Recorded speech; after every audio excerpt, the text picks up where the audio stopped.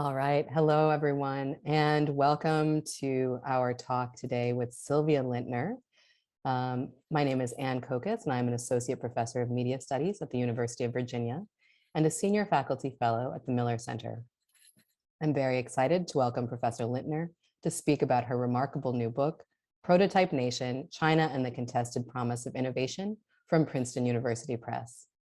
Silvia Lindtner is Associate Professor at the University of Michigan School of Information and Associate Director of the Center for Ethics, Society, and Computing. Lindtner draws from more than 10 years of multi-sided ethnographic research, exploring China's shifting position in the global political economy of technology production, economic development, and science and technology policy. She is the author of Prototype Nation, China and the Contested Promise of Innovation. The book reveals how a growing distrust of Western models of progress and development, including Silicon Valley and the tech industry after the financial crisis of 2007 to 2008, shaped the vision of China as a quote unquote new frontier of innovation. Lindtner's work contributes to the fields of STS, cultural and feminist anthropology, China studies, human-computer interaction, global communication studies, science and technology policy, and design. Her research has been awarded support from the US National Science Foundation, IMLS, Intel Labs, Google Anita Board, and the Chinese Natural Science Foundation. Welcome, Professor Lindtner. For those of you who are interested in her book, you can purchase it from Princeton University Press for a 30% off with the code P234. Thank you.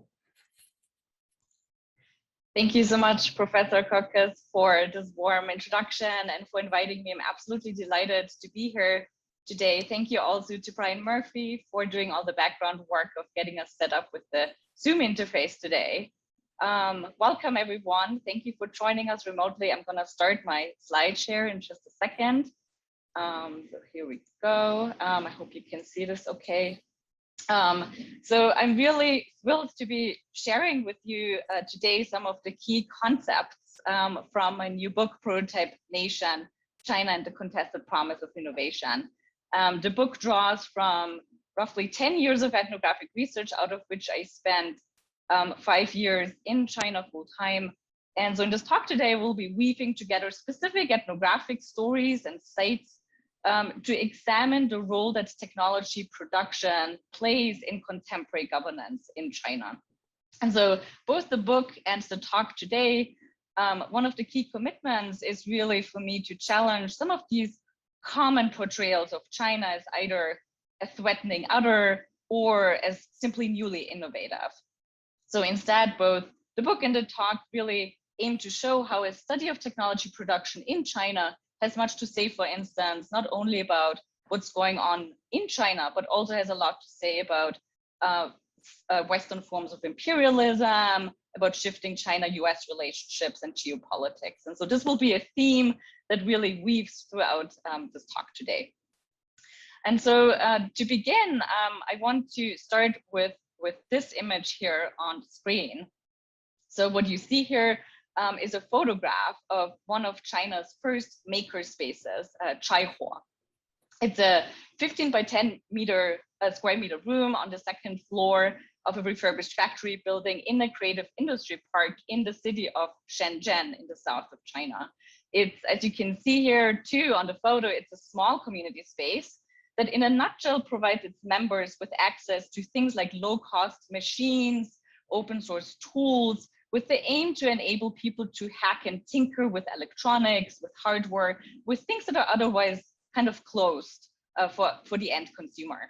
So maker spaces like Chaihua, or hacker spaces, as they were often historically also referred to, have proliferated in the thousands around the globe in the years following the 2007 and 8 financial crisis. And we'll come back to why that particular time period is important for us to understand when it comes to sort of these ideals of the maker movement.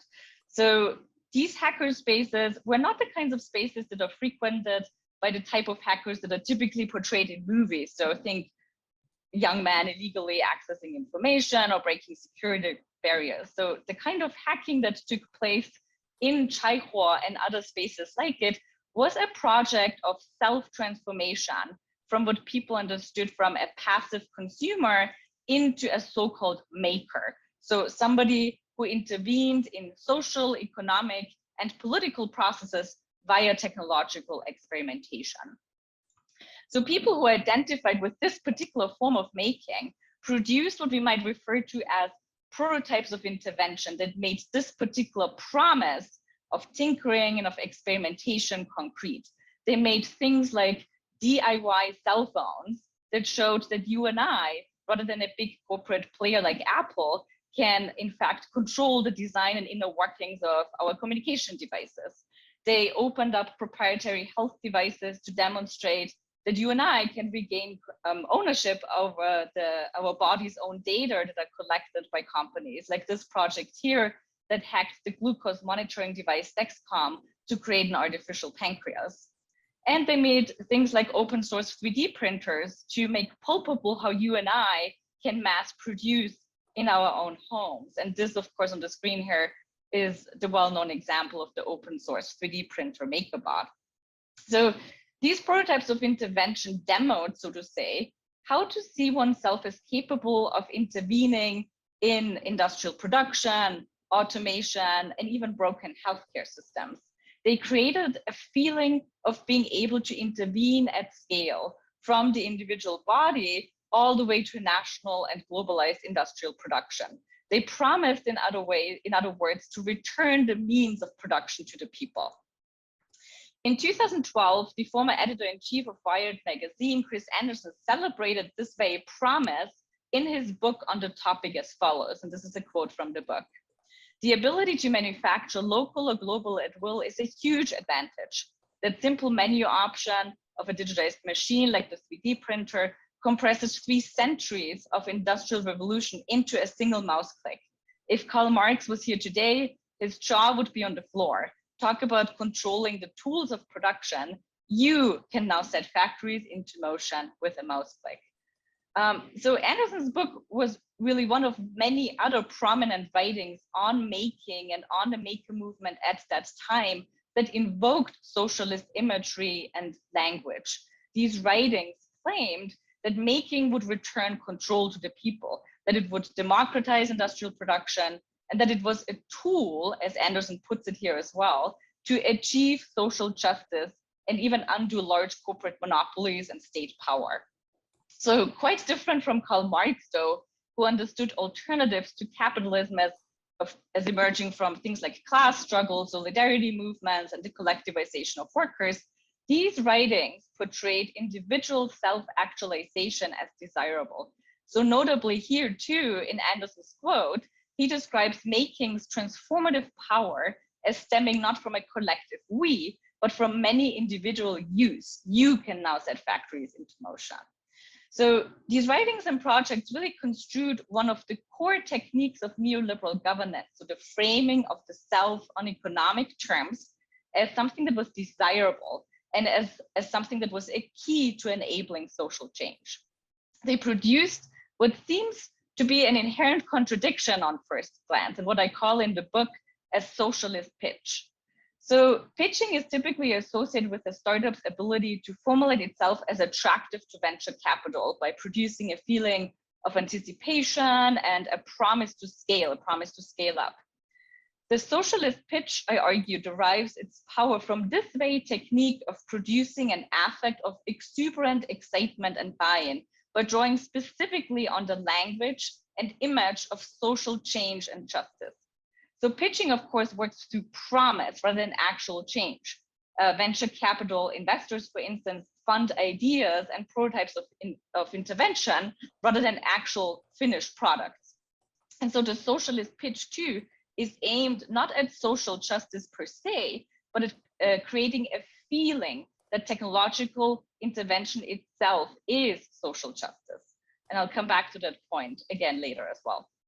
So Chaikhua Makerspace, with which I began this talk, had become a well-known member of what prominent figures like Chris Anderson had pitched as a global movement that would return power and control to the people.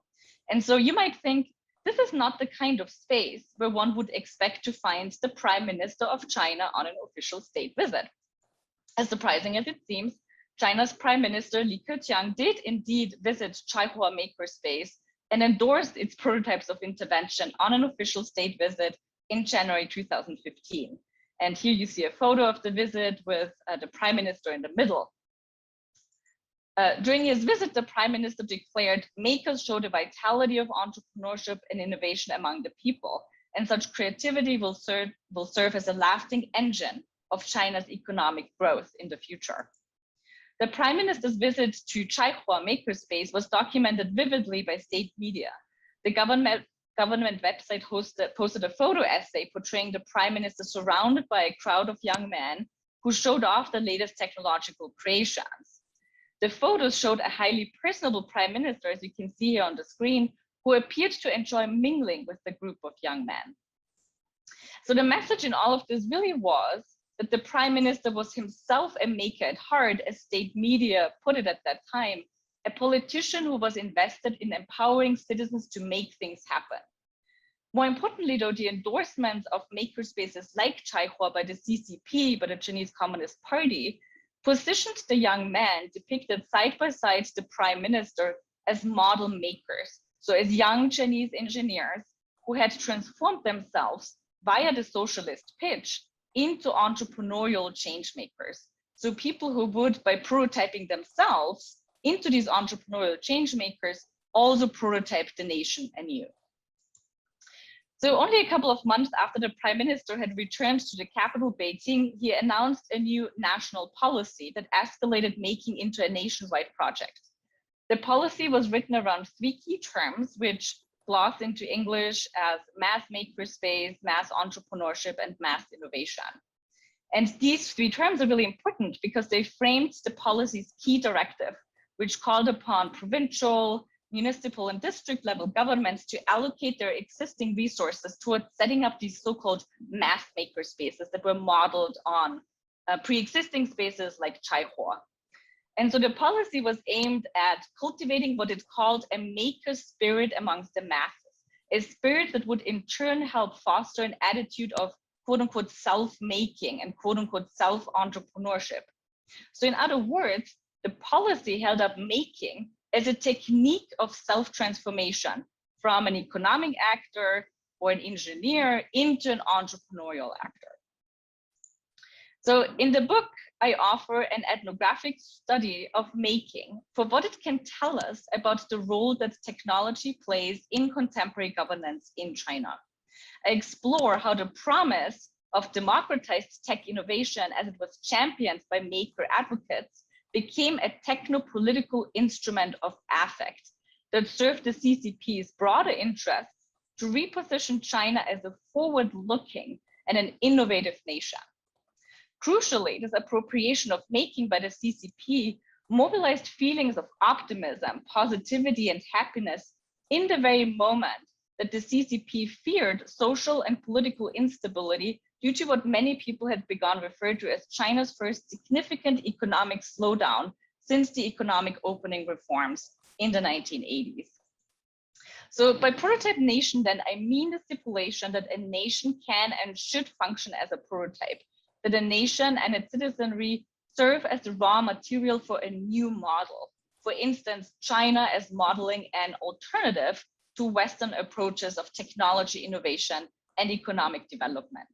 So I use the prototype as an analytical concept that is grounded in the practices of technology production and design itself. As the anthropologist Lucy Suchman notes, the prototype has particular performative characteristics within the work of technology design. It is a material and concrete proposal of alternative ways of thinking about technology and its role in the world. It is not simply doing that as a matter of talk, but as a means of trying the proposal out. So in other words, the affective qualities of the prototype lie in its simultaneous functioning as an object, a model, and process, so testing, prototyping. The term refers to both the normative modeling, so the making concrete or realizing of specific ideas, and the making of an alternative, which carries the potential for contestation and intervention. One of the key promises of the maker movement, for instance, was that prototyping, so the testing and modeling of a technological alternative, was no longer reserved for elites, for scientists, for designers, for engineers, but it was available for everyone. In the book, I show how it was this very promise of democratized innovation that also enabled that normative notions of what constitutes the right kind of model or the right kind of prototypes. So the idea that a nation can and should function as a prototype, as a way of modeling a new way of life for others, is of course not new. It's historically constituted through projects of modernization, economic development, and colonization. The historian R.F. Dierlich reminds us that the European invention of the nation state was the ultimate vehicle of modernity. In other words, the European nation was positioned as a prototype of modern progress and economic development, with Europe positioned as the archetype. Other regions were construed as in need to learn from the Western model nations. So this colonial project of prototyping a certain way of life, I argue, endures through the ideals and practices of contemporary technology innovation. So in other words, colonial pasts and racialized forms of violence reverberate through the prototype nation. And to show how exactly this unfolds is a key task of the book, and also my goal in this talk today. I want to note that as a feminist ethnography that weaves together sensibilities from post-colonial, science and technology studies, and critical race studies, the book attends to the bodies and sites that were excluded from this reinvestment in the nation and in certain people and regions, with the exuberant feeling of excitement of future making that was granted only to certain people and certain sites. So it wasn't in many ways no coincidence that China's Prime Minister Li Keqiang endorsed the makerspace Chaihua, which is located in the city of Shenzhen, rather than any of the other hundreds of such spaces that had operated in China at the same time. So the same year of Li Keqiang's visit to Shenzhen, Wired magazine published this issue that you see here on the screen that claimed that it was now time to copy China. The issue contained a series of essays about technology innovation in the city of Shenzhen. The cover featured a story of Lei Jun, the founder of Xiaomi, a mobile phone company that had grown out of what many people had begun referring to as Shenzhen's unique innovation ecosystem. So this cover here by Wired magazine was really a culmination of Western media coverage about Shenzhen that had within the time span of only a few years rewritten the region in the global tech imagination. So what had long been decried as a site of mere execution of Western ideas, low quality and copycat production, often associated also with the Taiwanese contract manufacturer Foxconn, was suddenly celebrated as the Silicon Valley of hardware, as a hothouse of innovation, as a place where hardware entrepreneurs go and even outcompete and outdo Silicon Valley.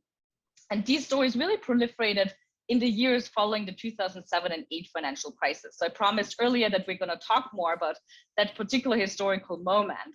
So the years following the crisis were marked by a reckoning with the complicity of technology in things like labor exploitation, resource extraction, and capitalist expansion.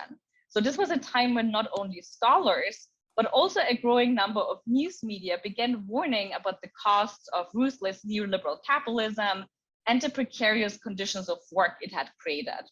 And increasingly, people began critiquing Silicon Valley as a central culprit in this very process of precarious conditions of work proliferating into all kinds of spheres of our lives. So China as prototype nation, as a contested alternative to Western approaches to technology innovation, I argue, was co-produced by this specific techno-crisis thinking that was particularly pronounced in the United States at that time.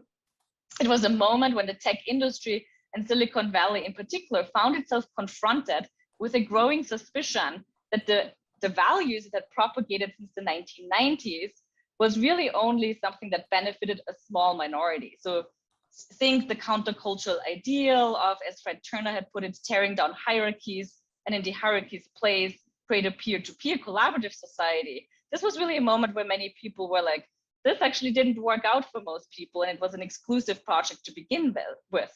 This countercultural ideal, of course, is often sort of like that typical image we have of that, is often typically thought of in relationship to images like the Apple's 1984 ad for the Macintosh computer that you can see here on the screen. And so this was a moment of doubting that very image. So it was in this moment of doubt that China, and more precisely the south of China, were re-articulated by a range of actors in the global technology industry as a place where the future was now made, as newly innovative, exactly because it had long been and continued to be understood as not quite as modern as the West. So for instance, to give you an example of this, in 2014, Choi Itu, who was at that time still director of the MIT Media Lab, traveled with a group of his students and faculty to Shenzhen.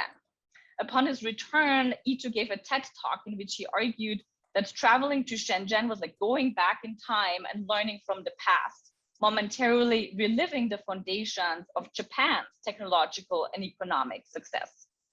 And this is really one example of many of people endorsing in the broader sort of transnational tech industry Shenzhen for what it had to offer in this very moment of doubt over Silicon Valley.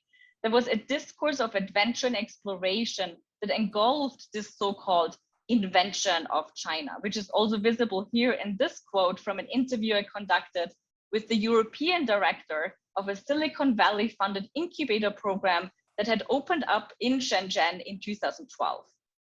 And in this quote here, you can see that Chinese people are articulated as making things happen, as, so to say, providing agency to the Western innovator, the Western design and engineer, who had begun to increasingly fear precarity, gig work, and the feminization of his own creative work. Shenzhen, these men promised, and many of them were men, was a place where one could feel in control again.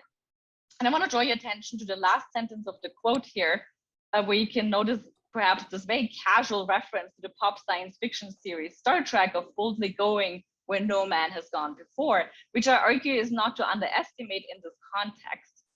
As a narrative of American frontierism, references to Star Trek, which I heard frequently in these engagements with Shenzhen, legitimized an engagement with China broadly based on a masculine and colonial narrative of adventure, exploration, and technological mastery. So if space was the final frontier to be mastered by individuals empowered by the latest technological advances, as it is the story of Star Trek, then here China was framed as the untamed land of copycats to be mastered by the maker turned entrepreneur. So in 2013, I spent a year embedded as an ethnographer in one such foreign-funded incubator program in Shenzhen. The promotional materials of the program claimed that it was taking the maker movement to the next level. It, so to say, invested in makers whose prototypes promised to scale into products. So think data-driven solutions, robots, drones, smart systems, Internet of Things, wearable technologies, and so on. This particular program was backed by a Silicon Valley venture capital firm that had strategically located its headquarters in Ireland for tax reduction purposes. And the investors and managers that ran the incubator were a group of powerful white men who were well known in the circles of global capital investment. They appropriated socialist imagery of China's past to pitch the location of their program in Shenzhen in revolutionary terms. So think again about the socialist pitch I was talking about earlier. So the promise here was that if makers embedded themselves into the city's electronic markets and factories, they would learn how to become real world entrepreneurs. They would no longer just tinker with electronics in a makerspace, but they would hack economies of scale, global supply chains, and capitalism itself. So in chapters 4 and 5 of the book, I show in much detail how this socialist pitch of entrepreneurial life in Shenzhen that refashioned colonial discourses of frontier making, of mastery and control, operates as a market device of finance capitalism. So what I mean by that is that it remoralized the economization of humans and things. So the economization of life, which is this notion that life itself should serve the interest of the market or serve the interest of an investor, is here portrayed as hopeful, and as providing individuals with a kind of hacktivist agency. So in this political and economic regime of technology innovation, capitalist expansion is pitched as participatory, as available to all of us. And processes of economization and of capitalist expansion are no longer portrayed or understood as just a natural consequence of competition, but rather appear to be hackable, something we can make our own. So in other words, the neoliberal ideology of inevitabilities, the idea that the expansion of markets or even processes of automation and so on are natural processes rather than the outcome of human choices, here is imbued with a feeling of agency. So economic life is framed as entrepreneurial life. So during my ethnographic engagement with the incubator, I spent much time with two women, Sophie and Mei Yun, who were the two Chinese staff workers employed by the incubator. This is how the European director of the incubator introduced the two women on the first day of the program. He said, "There's a thing about Sophie and Mei Yun. They're the office managers. They make our lives better. They will make sure shit works around here. If it doesn't work, just remember it must be their fault. Repeat after me, nothing is my fault, it must be their fault. When shit is broken, talk to them." So this introduction to the two female Chinese staff really set the tone for how the startups would approach them over the months to follow. Their job was to help guide the startup teams through the emotional ups and downs of their entrepreneurial labor in Shenzhen. And when shit was broken, they would fix it. When the stress levels amongst the startups went up, Sophie and Mei Yun would think of fun leisure activities and provide distraction. Their responsibility was really, unlike the startups, to stay in the background, to take care of the program's day-to-day functioning and the startup's well-being. Their work also included the organization of and accompanying of factory tours, so taking the startups to visit factories. And these factory tours were really crucial for the mostly foreign startups, not only to build relationships to potential partners in manufacturing, but also to produce this kind of affect, this feeling of entrepreneurial living that many had come to associate with the city of Shenzhen. So this feeling that by embedding themselves into China's factories, into its supply chain networks, people would then be able to hack and intervene at the scale of the political economy that seems typically out of reach for like a single engineer or a single startup. So this labor that Sophie and Mei Yun performed to also produce that feeling of hacktivist agency was really a crucial part of their job as well. So over the years of research, I met many young women and also some young men hired into positions not unlike Sophie and Mei Yun. They were hired to perform what I call in the book happiness labor, which is the work that goes into producing a feeling of optimism and cheerful delight. It is not unlike what Arlie Hochschild has described as emotional labor, but is more specific. It's the kind of labor that a range of new organizational models of technology production, so think incubators, co-working spaces, maker spaces, innovation labs, and so on, rely on in order to sustain the precarious conditions of the entrepreneurial life that they themselves celebrate and demand. So happiness labor then allows the entrepreneur to sustain a good feeling about technology, despite the increasing realization that for many, the self-investment will actually never pay off. So many of the young women and men I found employed in jobs like these in China spoke fluent English, which they had acquired through rigorous self-study or through college education. Many of them were also severely underpaid and were often paid about the same or at times even less than the migrant workers employed in the electronics factories in Shenzhen just next door. And often, this was legitimized with the promise that eventually they themselves would become entrepreneurs. So this was kind of like pitched as a training period, which then also legitimized the low pay. Over time, the kind of happiness labor that was part of Sophie and Mei Yun's work became normalized among the startup teams. They began relating to them as friends and saw their labor as a form of peer production, as you can see here in this quote by a startup member. This revision of Sophie and Mei Yun's role from a worker to a peer masked, I argue, that gendered and racialized division of labor at the incubator and the uneven positionality between the firm's female Chinese employees and the mostly male and mostly white entrepreneurs that it invested in at the time. So following the 2015 government initiative that I mentioned earlier, that was focused on building these mass maker spaces all over China, spaces like the Silicon Valley funded incubator where I had conducted my fieldwork had become a model of sorts for a gradual but massive urban upgrade, not only in Shenzhen, but also in other parts and other cities in China. And just to give you an example here of what that looked like. So for instance, old production sites like the Shenzhen electronic markets that are depicted here on the left were redesigned to look more and more like the incubator and maker spaces the government had identified as cultivating and entrepreneurial maker spaces amongst the masses. So this aesthetic upgrade of the city was meant to build what I call the entrepreneurial factory. So the entrepreneurial factory operates not by producing products, but by producing feelings. And what I mean by that is that it's aimed at inducing, for instance, in the context of Shenzhen, in workers and engineers who were working in factories, in China's industrial production industry, the desire to see themselves as these passionate entrepreneurial change makers. So this desire to turn themselves into assets on behalf of their companies, but crucially on behalf of the nation, and to serve the CCP's own project of industrial upgrade, for instance, its Made in China 2025 initiative, and even its global development projects such as the Belt and Road Initiative. So, and I'll come back to that in a little bit. The entrepreneurial factory, so to say, operates alongside what the autonomous and feminist Marxists have famously called the social factory. So the social factory was coined as a concept to describe how capital subsumes various aspects of social life for the accumulation of value. So factory-like conditions seeping outside of the factory into various corners of our life. So think gig work often as an example for that.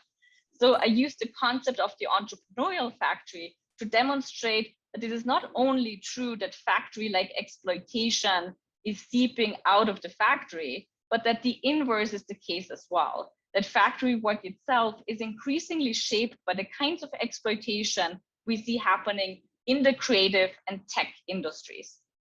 So to show you a little bit more what I mean by that, in my research, I followed several young men working in China's manufacturing industry who the entrepreneurial factory enrolled.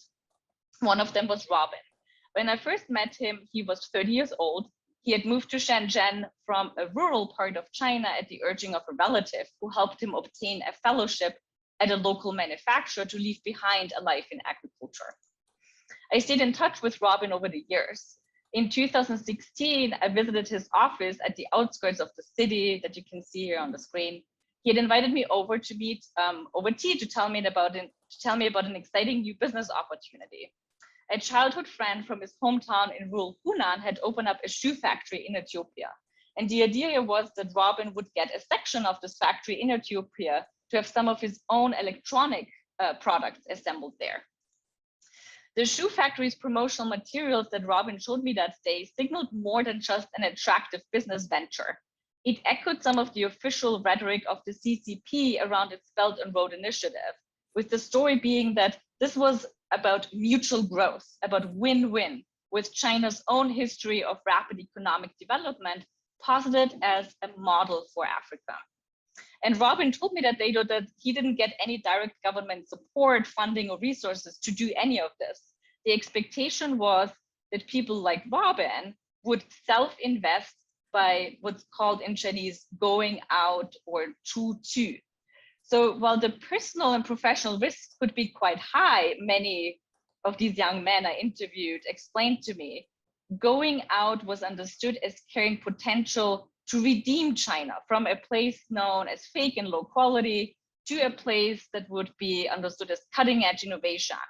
And this was, many told me, accomplished if they managed to upgrade themselves from a backwards farmer, a backwards engineer, to a globally savvy entrepreneur. And this is how Robin put it. This is a matter of feeling responsible. In Shenzhen, people push you to go further, but our responsibility, our mission also becomes a burden. We are responsible for many workers, and this makes us feel like we cannot stop, we cannot let go.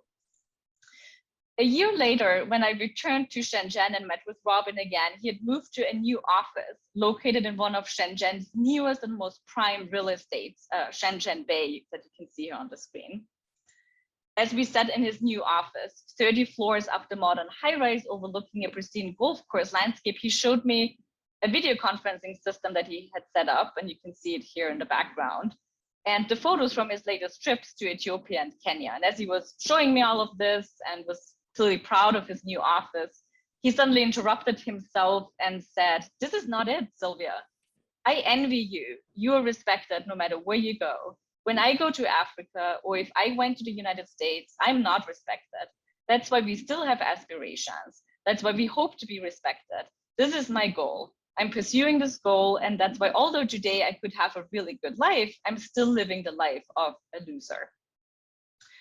So the entrepreneurial factory runs on this very promise of the good life that Robin invokes here, which is continuously postponed for many Chinese men like Robin, who are deemed low quality and still not representative of the nation's modern ambitions, and especially for many young Chinese women who are relegated to happiness labor. A couple of days after my visit, Robin sent me a WeChat message with the following news clipping from the Daily Mail in the UK that read, "Shenzhen, China's reform pioneer leads tech revolution." Not without a hint of pride, Robin directed me to read until the end of the article, where it featured him right next to one of the American investors who had begun to play an active role in the city.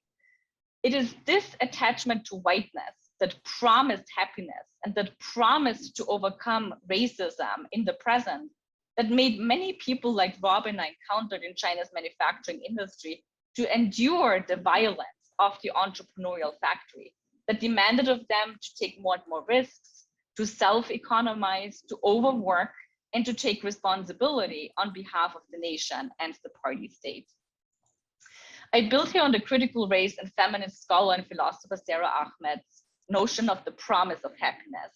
This is a quote from her book with the same title. "The civilizing mission of the colonial periods could be described as a happiness mission. Colonized people were framed as lacking the qualities or attributes necessary for a happy state of existence. Almost the same, but not quite. Almost the same, but not quite. Almost happy, but not quite." The Chinese Communist Party state continuously and strategically invokes China's own past of partial colonization, which it refers to as the period of national humiliation.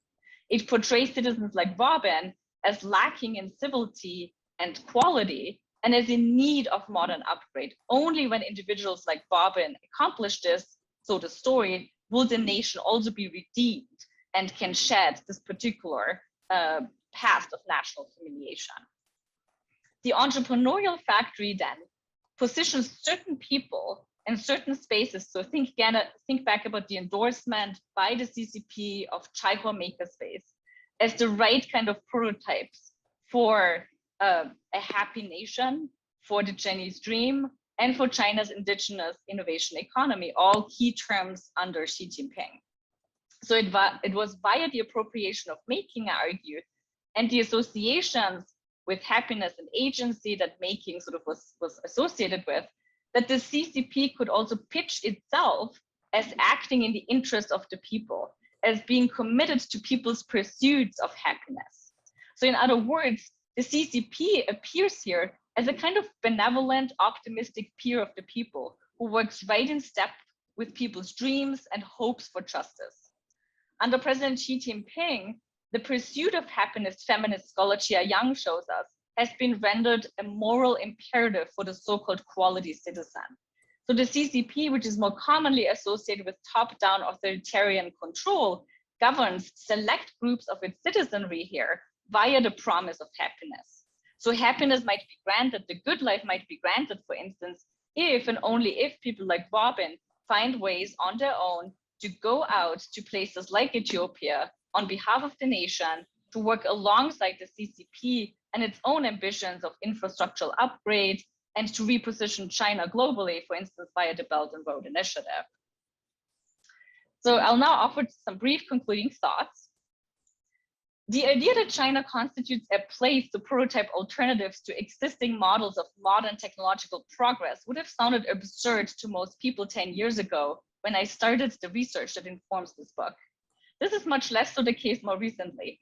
Western China commentators and news media have variously proliferated a sense that we are witnessing the rise of an emboldened China, one that more forcefully and assertively demands that the world, and the West in particular, ought to take it seriously as an equal or even threatening player in the global political economy and in technology innovation in particular. Indeed, some speculate that the 21st century will be China's century. My book complicates these narratives of what the historian Gabriel Hecht calls rupture talk. The notion of rupture, I argue, cannot explain China's current moment, nor the ideals of the maker movement. Indeed, rupture talk actually distracts us from and renders invisible the contingencies between past, older, and present dreams of China as an alternative model or prototype nation. It also renders invisible how the rise and spread of the maker movement was deeply intertwined with the machineries of the entrepreneurial factory that really cuts across regions.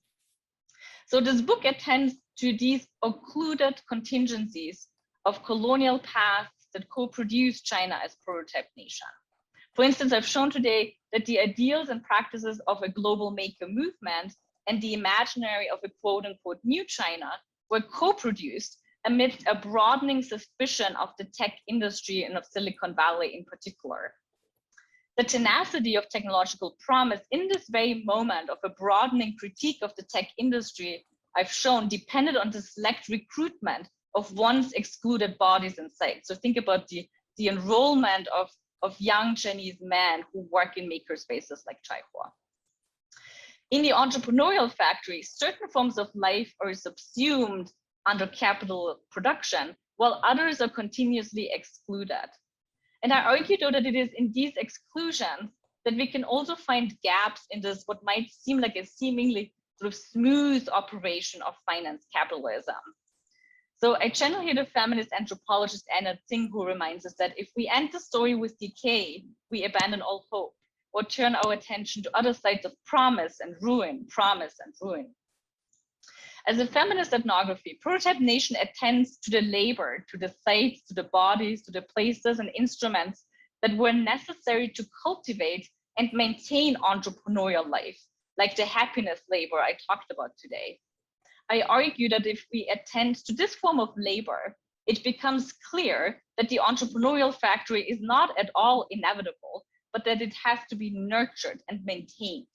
So if we notice this labor, we also realize that the relationship between technology and markets can indeed be otherwise. And this requires of us, though, to attend to modes of resistance that don't look like this familiar image of the countercultural hacker who attacks and tears down the system.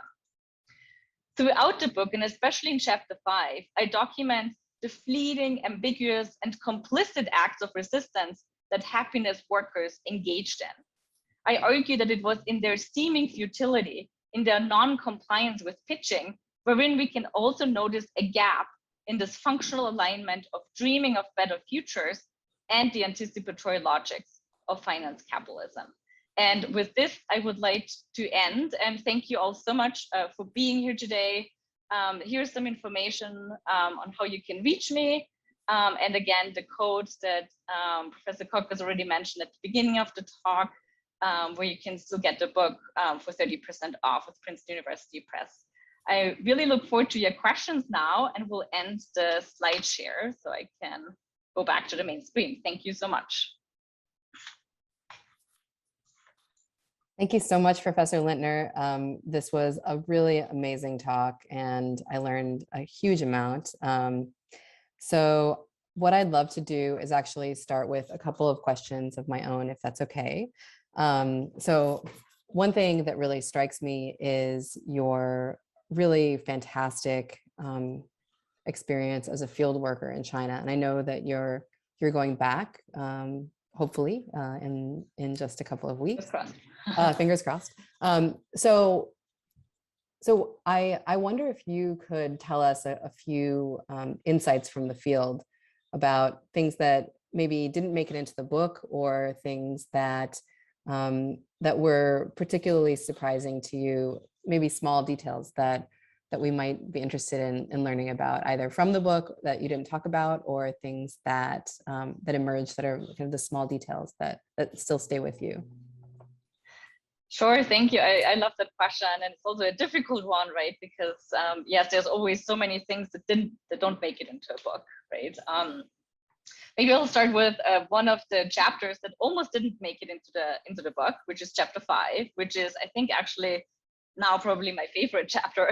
But I almost didn't write that chapter because, so this is the chapter where I talk about happiness labor, which is grounded in the field work I did in this incubator program I was talking about today in Shenzhen.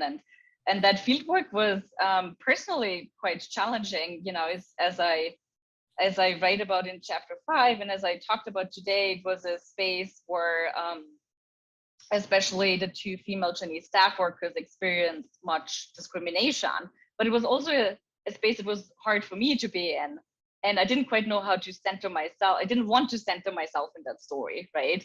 But I was paralyzed for years to actually write about this experience, in part because of the sexism I had also experienced as one of the few women in this space. So there was one other female entrepreneur who was in the program, and then the 2 female Chinese staff workers, and that's it. You know, we were the only women who were in that incubator program, but also in its kind of network. You know, the network was largely comprised of men.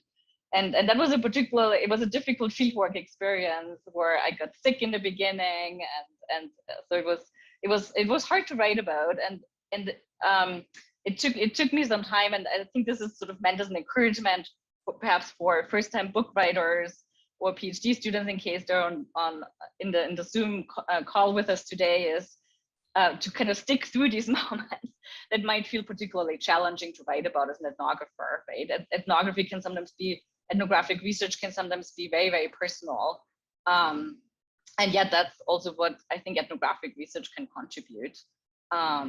It can, you know, through these personal stories also shed light on things that are otherwise difficult to surface or difficult to voice. And it was really important to me eventually then to include this chapter once that finally pushed through, because despite, you know, what I describe in the book as this kind of growing suspicion of the tech industry, this broadening critique that we see, you know, even when people talk about the tech lash now, you know, it's much more common and much more familiar now to critique Silicon Valley, right? That's kind of like a thing now.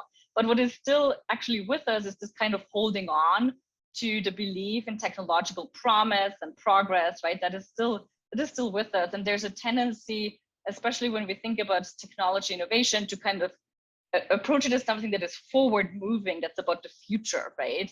And there's a tendency to disregard anything that might be kind of left over from the past, and to think of that as something that is fundamental to tech innovation itself. And it was really important for me to show how processes of racialized othering that in complicated ways now operate in these kinds of transnational networks, how they are very much at the heart of this so-called project of future making, right? And so that was then something, even though it sort of started out with this very personal, challenging project of writing about that, it became, I think, for me, a key thing to do with the book in the end, to really show that. Well, I have to say, I really appreciate that part of the book. It's something that I've used a lot in my own work, and I think, you know, centering the experience of being a female body in these spaces is something that is often not discussed, and the implications of it and the different forms of interaction. I think it's really essential, not just for understanding the dynamics of that space, but also for future researchers who, you know, both racialized, both in terms of race and gender, trying to enter these spaces, and who may have very different experiences when they try to interact in those spaces. I know in my book, Hollywood Made in China, I have in the prologue, I talk about the experience of being a female researcher in these spaces. And it's, you know, the kind of the gender dynamics of doing interviews shapes the type of access that we get sometimes. Right. It both for better and for worse. Sometimes people will actually maybe share more because they don't take it as seriously. Other times, maybe they share less because they don't take it as seriously, or or in the much more nuanced ways that you look at in terms of this labor, the happiness labor. Now, I do want to bring up a question from Sarah Hill, who spent a long time in China as a tech entrepreneur, who has a great question here. She notes, interesting that Chinese people were being tapped to be the quote unquote caregivers, and that the female managers were portrayed as the ones who are responsible for taking care of everything. What about female entrepreneurs? Thank you for talking about this aspect of gender dynamics in Chinese tech. Yeah, thank you. That's a great question. So I think, so in this particular incubator, there were no female Chinese entrepreneurs. There was one startup that was at that time when I did my research. There was one Chinese startup that was admitted into the program, and there was one female entrepreneur from the United States context who was admitted into the program. So there was only one female entrepreneur, and for that female entrepreneur, it was very challenging, because it was for her a very isolating experience. There were no female mentors. There was a sense of constant competition, right? Because on the one hand, this program pitched its participants as being peers, as being these sort of scaled up makers, as I was describing it today, this promise of, all of us would kind of, as participators in this program, would kind of intervene and hack sort of unjust sort of systems of tech production, right? So there was on the one hand, this sort of promise of we are all in this together and we are peers and we get along, right? And those bonds could at times also be very strong, but in the end, there was also this constant sort of being pitted against one another in sort of a sense of competition. And that is particularly challenging for if you're the only person then who can, not fall back on any other role models of how to act in a space like that, right? I think this is a very familiar stories of how women feel in engineering contexts, right? Where sort of a dominant masculine culture is continuously reenacted and performed as the status quo. Paul Edwards calls this the micro world of innovation, where not only is it kind of normalized who has a say and who is heard and who is seen as having credibility, which is often attached also to a male kind of figure, but there's also a particular performative practice demanded of people in terms of what technological expertise looks like, right? That it's this kind of bro-y, masculine kind of attitude towards technology, right? That's the right kind of attitude. That's the right kind of innovator sort of way of being. And other modes of approaching technology or being an innovator are not, given the same voice, are not invited on stage, right? And so for the female entrepreneur who was in that program, there was that pressure to perform, right? Similarly to perform in a way that was legible to this kind of masculine enactment. And there's often this sort of question, how can we bring more women into entrepreneurship, or how can we bring more women into STEM, which I always say is the wrong question. We have to ask, how can we change engineering and entrepreneurship cultures to allow for other ways of being that aren't just centering this kind of same old masculine, bro-y kind of subjectivity over and over. I think that's such a profoundly important question, and I hope that you have every platform that you can possibly find to keep ringing that bell, because I think it's something that is really, at the heart of how we can have successful innovation moving forward. So I have another question for you from an anonymous attendee who asks, have you noticed any kind of reactionary force in the United States around Chinese entrepreneurial factories? I'm currently in a startup studio that is working on dual use technologies.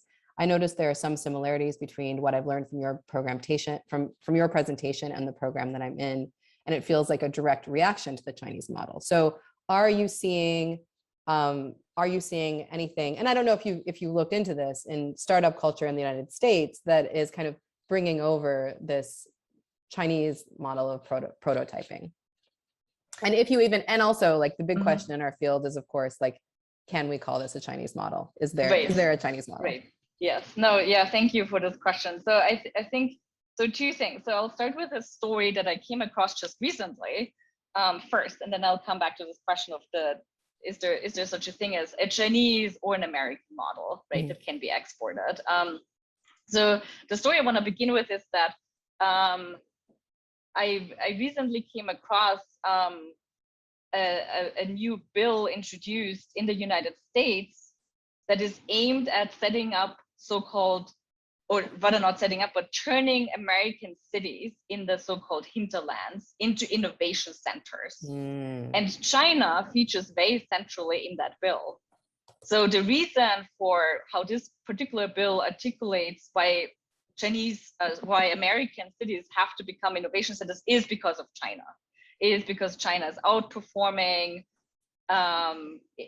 American innovation, and so China, and this is just one example that you see.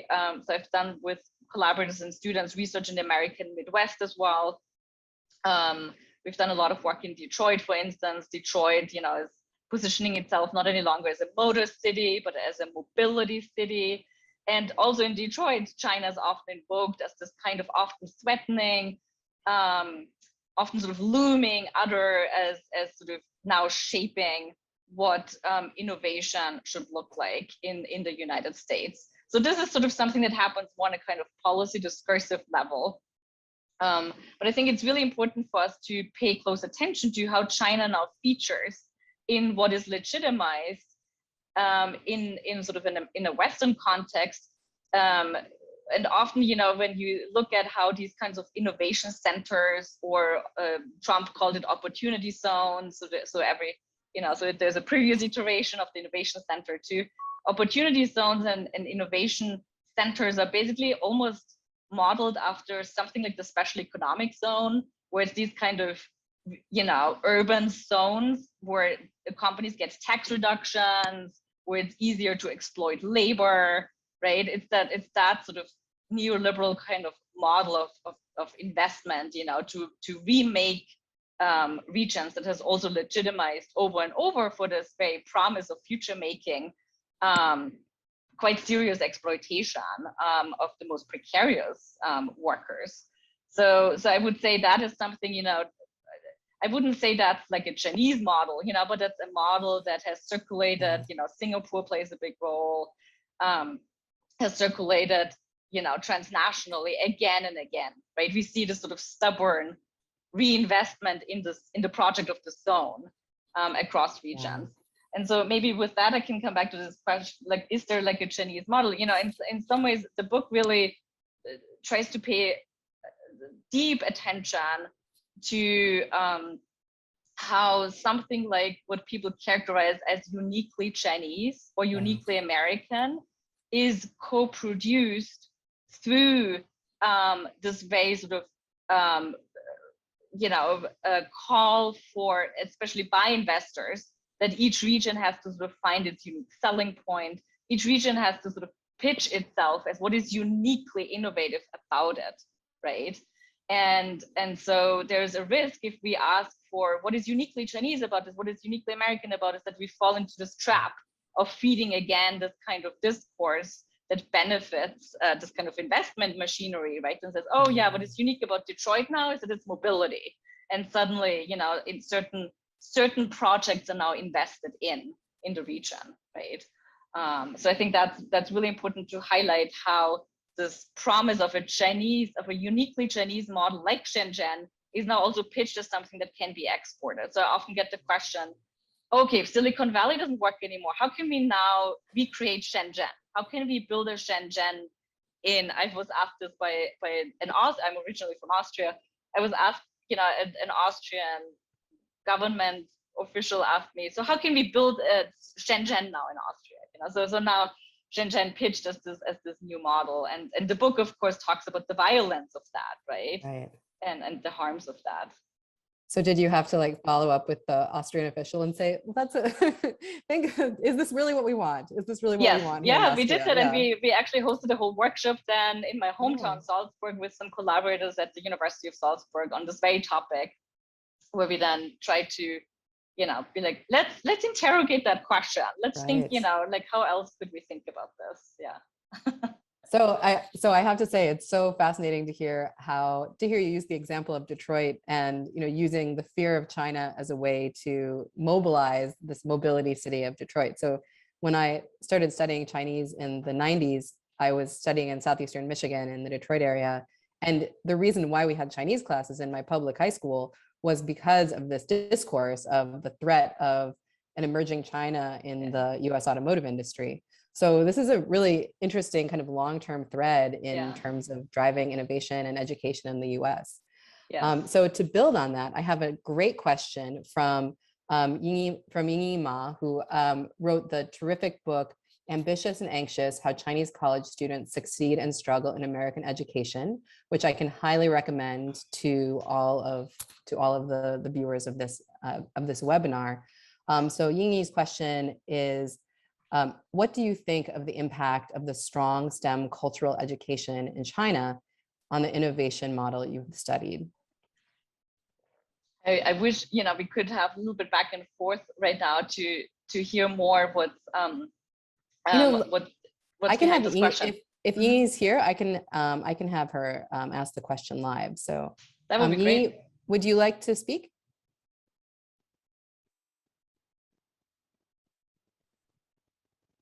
And there we go. Yes, great. Thank you so much. Sorry, my video is not working very well. And so the context is really about this very strong emphasis in Chinese education system in terms of prioritizing math and science education. And if you're looking at higher education, the percentage of their bachelor's degree earners have a huge portion going to engineering and science. I think the number is like 50% or so, whereas the counterpart number in the United States is 20%.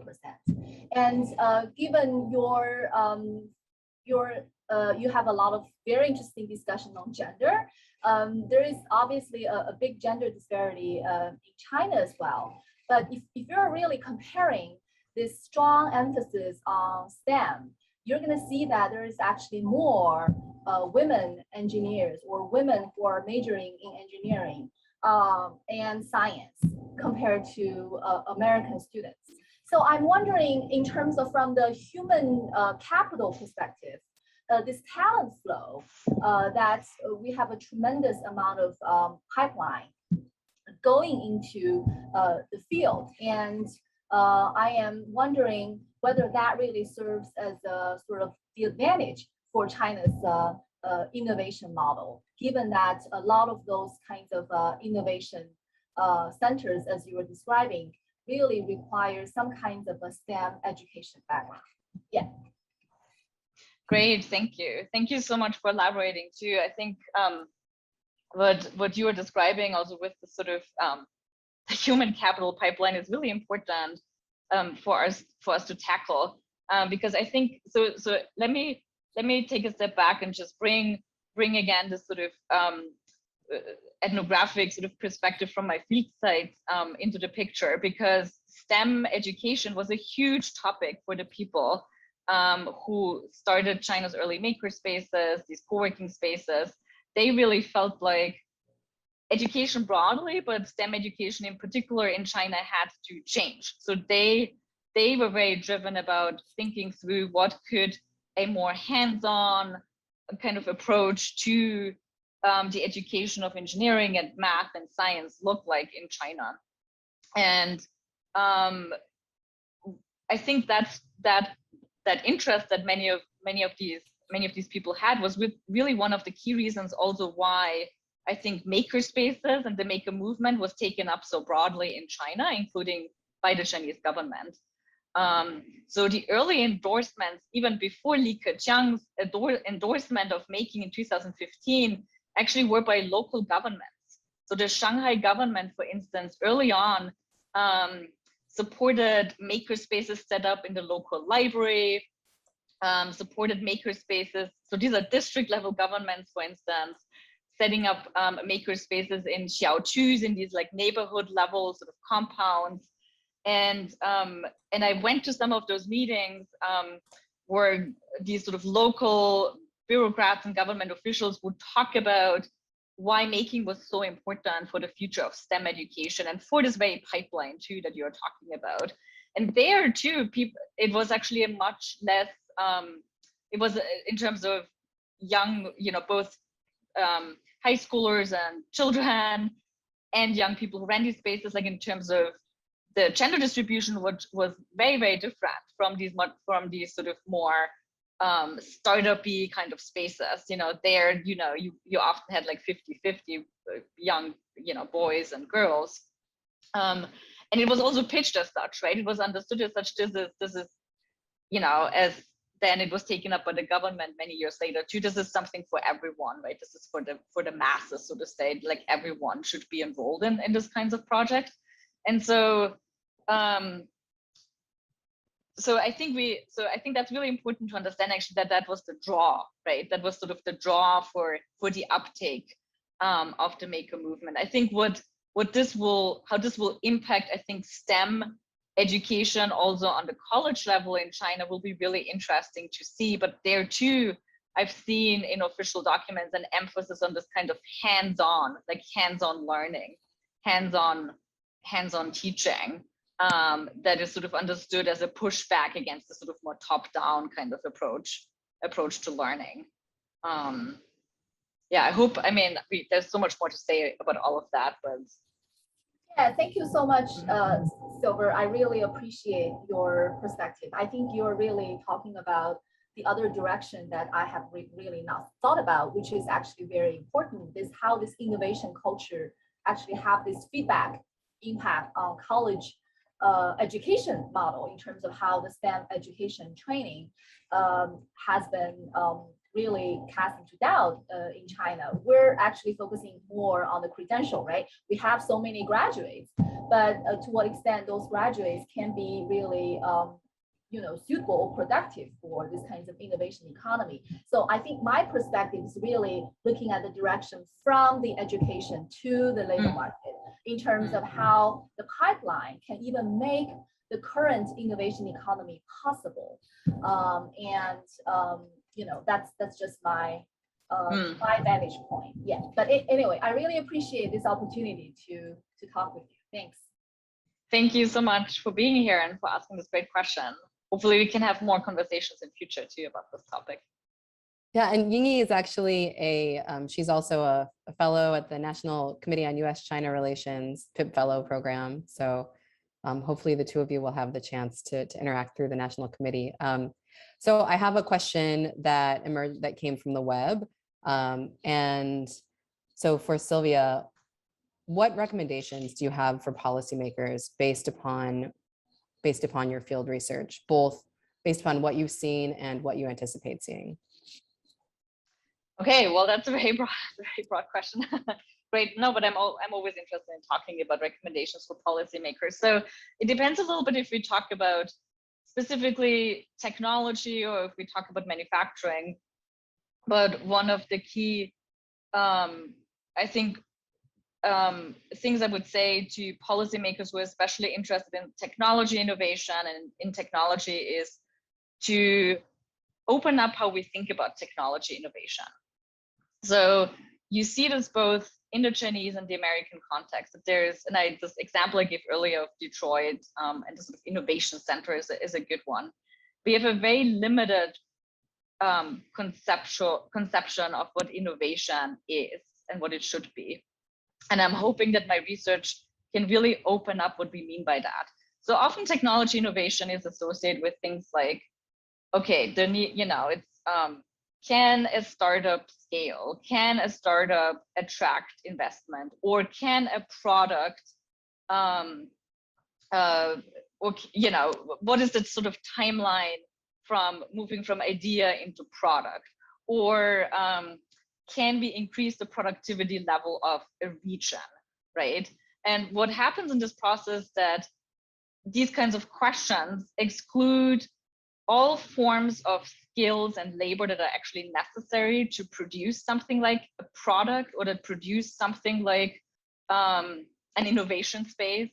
So happiness labor is just a very ethnographic, concrete example of that, right? That what makes technology work is so much more than writing code or pitching a product on stage to an investor or transforming my manufacturing floor via commitments of human-centeredness, for instance, right? There's all forms of labor that are necessary to sustain this work, but this form of labor is often cast as, oh, that's just a social work, or that kind of like, right, that's not technological, that's like other forms of work, and they're often not valued, they're devalued, they're excluded. And so that's kind of like a first starting point, right? To really say, we need to move sort of towards other definitions of innovation. So I'm happy. So, and then we could talk a little bit more about what this might mean in the context of manufacturing. You know, so for instance, this bill that I was talking about earlier, that's about turning American cities and the hinterlands into innovation centers. Like that bill, like one of the main domains it's talking about is actually not tech, like code, software. It's talking about manufacturing, right? So, and manufacturing across domains. So I think for policymakers, you know, I would especially want to have a conversation with regards to how we think about manufacturing in a global context, you know, and how China is featured in our perception of what American manufacturing should look like in the future. And there, you know, I see a lot of antagonism, right? So there's, you know, this image of China as like either the threat or maybe the thing that's the competitor now. And I think we need way more complex descriptions and engagements with China that don't necessarily fall into the trap of either being the threat or, you know, this now looming innovation competitor. So much more nuanced depictions of China is really necessary, especially when it comes to the future of American manufacturing. All right. Well, Professor Lindtner, it is always a pleasure to hear your wise insights and your rich analysis. And I cannot wait to hear what you find during your next round of fieldwork in China. We're wishing you lots of luck, and we look forward to hosting you again once you come back so that you can share everything that you found on your next round of fieldwork. Thank you so much for taking the time to share with us, and we really appreciate all of your rich engagement with our community. Thank you so much. Thank you so much, Professor Kokes, for hosting me. This was such a delight, and thank you everyone for being here and for these excellent questions. I really appreciate them. And do not hesitate to reach out over email or social media if you want to have, you know, continue the conversation. And you can follow Professor Lindtner at Yunia, at YUNNIA, and you can purchase her book Prototype Nation from Princeton University Press at 30% off with the code P234. Thank you, everyone, and we look forward to seeing you at the next East Asia Center talk next Friday. Take care. Bye.